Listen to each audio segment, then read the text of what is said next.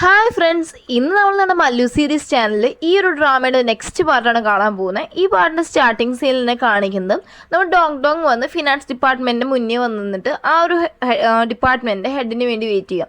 Already ഇയാൾക്ക് എന്ന് വെച്ചാൽ നമ്മൾ ഡോങ്ങിനെ കാണുന്നത് ഇഷ്ടമില്ല. കാരണം ഇവള് വന്ന് ഓൾറെഡി നമ്മുടെ സിയുടെ വൈഫാന്നൊക്കെ പറഞ്ഞിട്ട് പറ്റിച്ചെന്നും പറഞ്ഞുള്ളൊരു കലിപ്പൊക്കെ ഉണ്ട്. ആ സമയത്തും ഇയാൾ വരുമ്പോൾ ഇയാൾ പറയണം എങ്ങനെയെങ്കിലും ഒന്ന് സൈൻ ചെയ്ത് തരണം എന്നൊക്കെ പറയുന്ന സമയത്ത് ഇയാൾ പറയണം ഞാനെന്തിനാണ് നിന്നെ ഹെൽപ്പ് ചെയ്യുന്നത്, നിന്നെ വന്നിട്ട് ഭയങ്കരമായിട്ട് ഞങ്ങളുടെ സിഇഒക്ക് ഇഷ്ടമെന്ന് ഇവിടെ എല്ലാവർക്കും അറിയാം, നീ പോയിട്ട് അയാളെ ഇമ്പ്രസ് ചെയ്യേ എന്നിട്ട് സൈൻ വാങ്ങിക്കുന്നൊക്കെ പറയുന്ന സമയത്ത് ഇയാൾ പറയാം അങ്ങനെയല്ല പ്ലീസ് എനിക്കൊന്ന് സൈൻ ചെയ്താന്ന് പറയുന്ന സമയത്ത് ഇയാൾ പറയാം അതിനൊന്നും പറ്റില്ല, നീ ഈ ഓഫീസ് നടക്കുന്ന ഒരു കാര്യം അറിയാതെയാണ് ഇവിടെ സംസാരിച്ചുകൊണ്ടിരിക്കുന്നത്.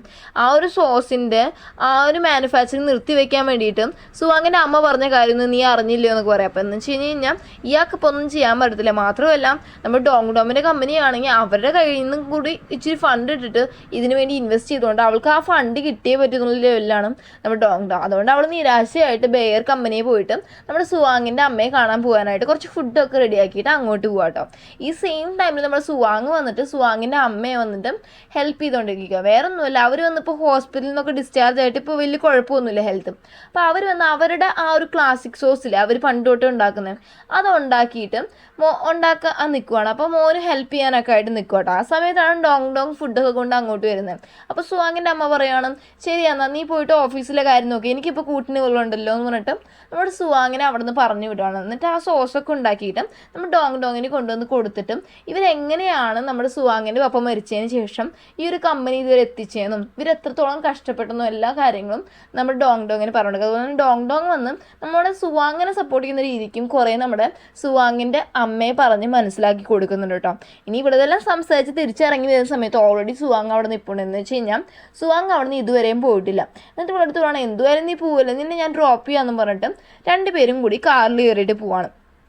കാറിൽ കയറി പോകുന്ന സമയത്തും നമ്മൾ ഡോങ് ഇങ്ങനെ സുവാങ്ങിൻ്റെ അടുത്ത് സുവാങ്ങിൻ്റെ അമ്മയെ സപ്പോർട്ട് ചെയ്ത് പറയണ്ട, അവരുടെ അവസ്ഥ അങ്ങനെയല്ലേ, കാരണം അവരുടെ ഇതെന്താണ്, അവരുടെ ചെറുപ്പം തൊട്ട് അവരെത്ര കഷ്ടപ്പെട്ട് ഈ ഒരു ലെവലിൽ എത്തിച്ചു, അപ്പോൾ അതിൻ്റെ ഫീലിങ്സ് അവർക്ക് കാണത്തില്ലേ എന്നൊക്കെ പറയുന്ന സമയത്തും സുവാങ്ങം പറയാം ശരി എനിക്ക് എൻ്റെ അമ്മയുടെ കാര്യങ്ങൾ എനിക്കും അറിയാം, കാരണം ആൾ എത്രത്തോളം ഹേർട്ട് ആവും എന്നുള്ള കാര്യം എനിക്കും അറിയാം, എൻ്റെ ഭാഗത്തും തെറ്റുണ്ടെന്നുള്ള രീതിക്ക് അവൻ്റെ അമ്മയെ മനസ്സിലാക്കിയ രീതിക്ക് തന്നെയാണ് സുവാങ്ങ് സംസാരിച്ചുകൊണ്ടിരിക്കുന്നത്.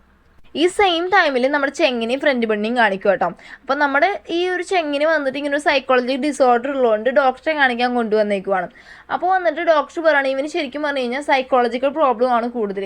ഇവനാണെങ്കിൽ ഈ ആൾക്കാരുടെ ഇടയിലൊക്കെ ചെല്ലുമ്പോൾ കയ്യിലൊക്കെ ഭയങ്കരമായിട്ട് അലർജിയൊക്കെ വരും. അപ്പോൾ അതുകൊണ്ട് തന്നെ ഇവനെ മാറ്റിയെടുക്കണമെങ്കിൽ ഇനി ഫ്രണ്ട് ബണ്ണ് വിചാരിച്ചാലേ പറ്റുമെന്നൊക്കെ പറഞ്ഞിട്ട് അവളെ അങ്ങ് ഉപദേശിച്ച് വിടുക. എന്നിട്ട് പുറത്ത് വരുന്ന സമയത്ത് ഫ്രണ്ട് ബണ്ണ് പറയുകയാണ് നീ ഒന്നും പേടിക്കേണ്ട, നമുക്ക് മെല്ലെ സ്റ്റെപ്പ് ബൈ സ്റ്റെപ്പായിട്ട് തന്നെ ഈ ഒരു ഡിസീസിന് നമുക്ക് മുന്നോട്ട് വരാം, കുഴപ്പമൊന്നുമില്ല, ഇതിനെ ശരിയാക്കി എടുക്കാൻ പറഞ്ഞിട്ട് ഒരു ശുഭപ്രതീക്ഷയോടെയാണ് അവരവിടെ നിന്ന് ഇറങ്ങി വരുന്നത്.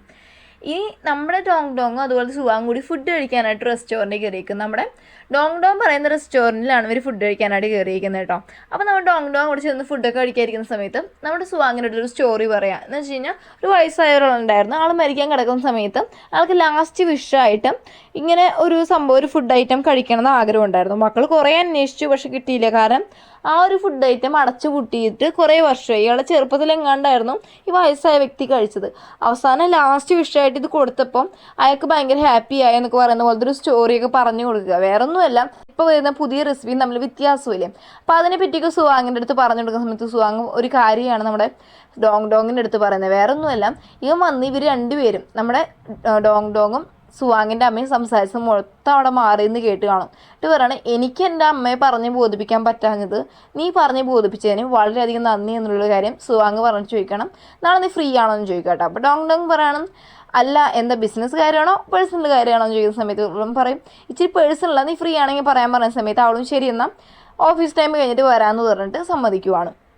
എന്നിട്ട് അവൻ വന്ന് അന്ന് വൈകിട്ട് വന്ന് അവൻ്റെ അമ്മയെ കാണുന്ന സമയത്ത് അമ്മയുടെ അടുത്ത് ഇങ്ങനെ ഒരു അഗ്രിമെൻറ്റ് പേപ്പർ കാണിക്കുക, പുതിയ സോസ് മുന്നോട്ട് കൊണ്ടുപോകണമെങ്കിൽ ഇവൻ്റെ അമ്മയുടെ സിഗ്നേച്ചർ വേണം. അപ്പോൾ ഇവൻ്റെ അമ്മ സിഗ്നേച്ചർ കൊടുത്തിട്ട് കഴിയുന്ന സമയത്ത് ഇവൻ പറയണം അമ്മ നിങ്ങളുടെ പഴയ ആ ഒരു ക്ലാസിക് സോസ് ഉണ്ടല്ലോ അത് ഞാൻ നിർത്തി വെക്കാനൊന്നും പോകുന്നില്ല, അത് അമ്മയുടെ ഒരു സിഗ്നേച്ചർ സോസ് പോലെ ഒരു സംഭവമല്ലേ, അതെന്ത് കണ്ടിന്യൂ ചെയ്യാൻ തന്നെയാണ് പോകുന്നതെന്ന് പറയുന്ന സമയത്ത് ഇവൻ്റെ അമ്മ പറയും ശരി മോനെ അതൊക്കെ ശരി, പക്ഷേ ഇനി ഈ കമ്പനി നീ തന്നെ നോക്കി നടത്തണം, കാരണം വെച്ചാൽ എനിക്കിപ്പോൾ ഇത്ര ഏജായി, എനിക്ക് വയ്യാതായി, അതുകൊണ്ട് നീ തന്നെ ഈ കമ്പനികളുടെ എല്ലാ ഡിസിഷൻസും എടുത്തോ, എൻ്റെ അടുത്ത് ഇനി ചോദിക്കേണ്ട കാര്യമില്ലെന്ന് നമ്മൾ സുവാങ്ങിൻ്റെ അടുത്ത് പറയുവാണ്. പിറ്റേന്നാണെങ്കിൽ ഇവനെങ്ങാണ്ട് ഡ്രസ്സ് അയൺ ചെയ്യുക അങ്ങനെ എന്തുകൊണ്ട് ചെയ്തുകൊണ്ടിരിക്കും. ആ സമയത്ത് സാവു അങ്ങോട്ടൊന്ന് ചോദിക്കണം, ഓ ഡ്രസ്സൊക്കെ അയൺ ചെയ്യുന്നല്ലോ, നീ ഇന്ന് ഡോങ്ങിൻ്റെ കൂടെ പുറത്തെങ്ങാനും പോവാണോ എന്ന് ചോദിക്കുക കേട്ടോ. അപ്പോൾ നമ്മുടെ സുഖം പറയണം, നിനക്ക് എങ്ങനെ മനസ്സിലായെന്ന്. ഓ അതെനിക്കെങ്ങനെ മനസ്സിലാതിരിക്കാൻ, അല്ലൊരുമാരം കണ്ടിട്ട് അവൾ നിന്നെ അടിച്ച പോലെയൊന്നും എനിക്ക് തോന്നുന്നില്ലോ എന്ന് സാവു പറയാം. അപ്പം ഇവൻ ചോദിക്കണം, അതിന് അവൾ എന്തിനാ എന്നെ അടിക്കുന്നതെന്ന്. അപ്പം നമ്മുടെ സാവുവും സുവാങ്ങും വല്ലാതെ അങ്ങോട്ടും ഇങ്ങോട്ടും നോക്കുക. വേറെ ഒന്നുമല്ല, സാവു ഇവൻ്റെ അടുത്ത് ഇനി എല്ലാ കാര്യവും ക്ലിയർ ആയിട്ട് പറയാൻ പോകാമെന്നാണ് തോന്നുന്നത് കേട്ടോ.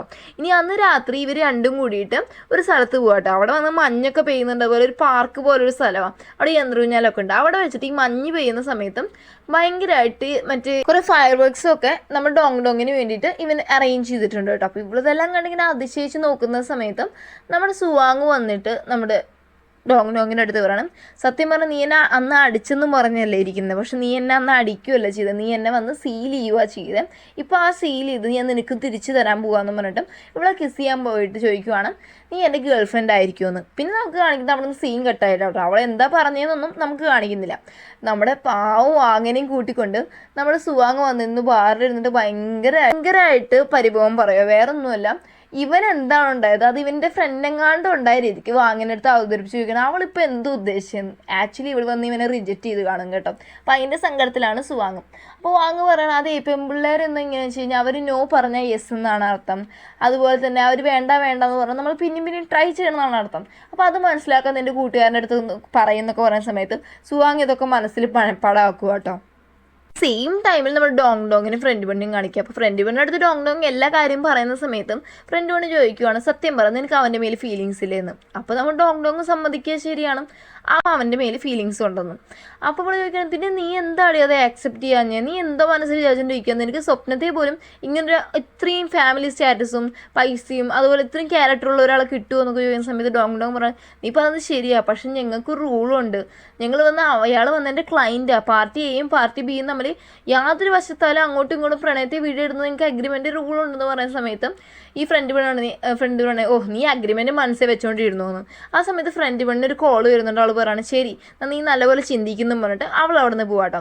ആ സമയത്ത് നമ്മൾ ഡോങ് ആലോചിക്കുക, അല്ല ഇനി ഞാൻ റെസിഗ്നേഷൻ ചെയ്താൽ കുഴപ്പമില്ല, ഇനി അത് ചെയ്താലോ എന്ന് ആലോചിച്ചിട്ട് ഇവൾ തന്നെ പറയണം, വേണ്ട നമുക്ക് ജോലിയാണ് ഏറ്റവും ഇമ്പോർട്ടൻറ്റ്, അതുകൊണ്ട് റെസിഗ്നേഷൻ ഒന്നും ചെയ്യേണ്ടെന്ന് അവൾ തീരുമാനിക്കുക. ഇനി അന്ന് രാത്രി സുഖം കിടക്കുന്ന സമയത്ത് ഇവന് ഉറക്കം വരുന്നില്ല കേട്ടോ. അന്ന് നടന്ന കാര്യങ്ങളൊക്കെ അവ ഇങ്ങനെ മറിച്ചും തിരിച്ചൊക്കെ ആലോചിക്കുക. ഇതേപോലെ തന്നെയാണ് നമ്മൾ ഡോങ്ങും.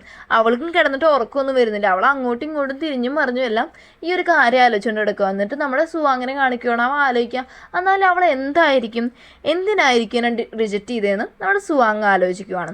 ഈ ഒരു സീനോട് കൂടിയാണ് നമ്മുടെ ഇന്നത്തെ എപ്പിസോഡ് ഇവിടെ അവസാനിക്കുന്നത്. ഓക്കെ ഫ്രണ്ട്സ്, നിങ്ങൾക്ക് ഈ വീഡിയോ ഇഷ്ടപ്പെട്ടാൽ ലൈക്ക് ചെയ്യാനും ഷെയർ ചെയ്യാനും സബ്സ്ക്രൈബ് ചെയ്യാനും മറക്കല്ലേ. മാത്രമല്ല നെക്സ്റ്റ് ഒരു വീഡിയോ ആയിട്ട് വരുന്നതായിരിക്കും. ബൈ.